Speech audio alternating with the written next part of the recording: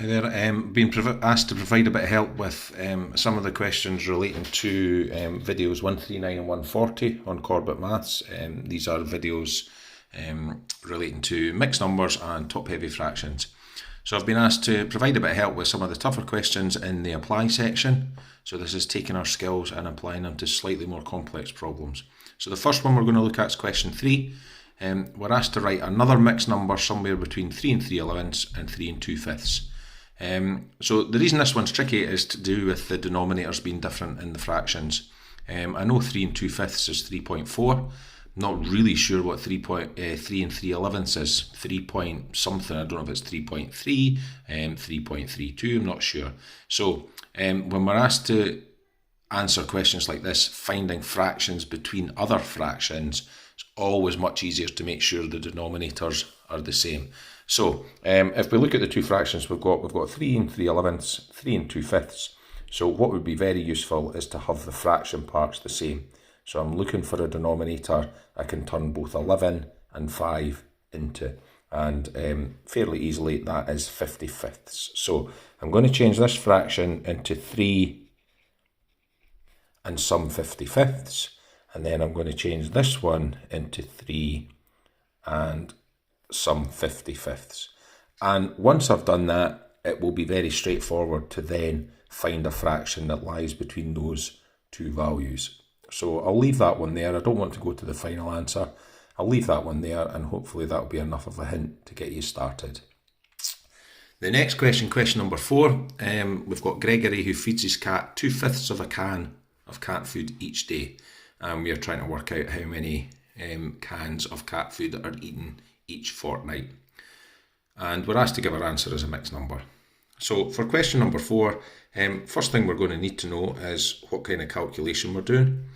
If I've got an amount every day and I want a total after a certain amount of days, I'm clearly doing a multiplying calculation here.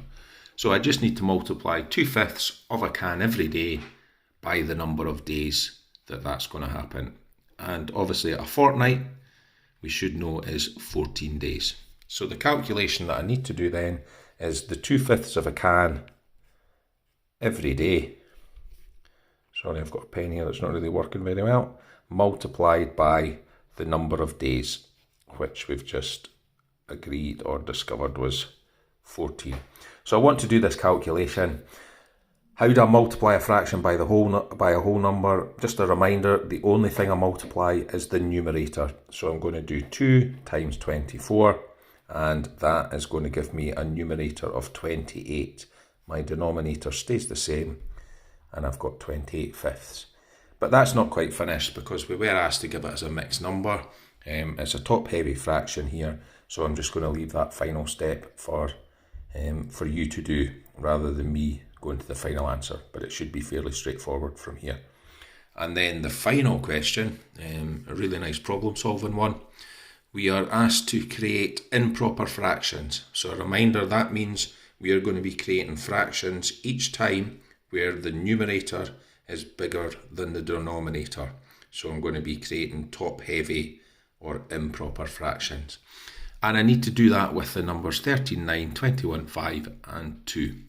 So we'll have a look at 5a. We'll maybe actually just go to an answer for this one. We're asked to create a top-heavy fraction that is between 1 and 2. So what that really means is whichever number I put in the denominator here, it needs to fit in to the numerator more than once, but not as much as twice. So I have a look at the numbers I've got, and I can have a wee think about what's going on here. I'll just pick 2 at random. I'll go for 21/5. If I went for 21/5, pen's a nuisance, 21/5, then how many times does 5 fit into 21? Well, this is going to give me an improper fraction that is equal to 4 1/5. This pen is really starting to annoy me. 4 1/5. So has that satisfied the requirement of being between 1 and 2? It's clearly not. So those two numbers that I picked were no use. So we now can think about a bit more mathematically about these numbers. I want to find a pair of numbers where one will fit into the other at least once, but not as much as twice. And I'm having a quick look at this. There's actually a few options we could go for, but the one I'm going to go for is I'm actually going to go for the first two numbers. I'm going to go for 13 over 9, because if I write 13 over 9, there's an improper fraction that if I turn it into a mixed number, I know 9 fits into 13 once, and it leaves a remainder of 4. So I've made a number that is 1 and 4/9, which I know lies between 1 and 2 and satisfies that first requirement. So that's how I would do 5A.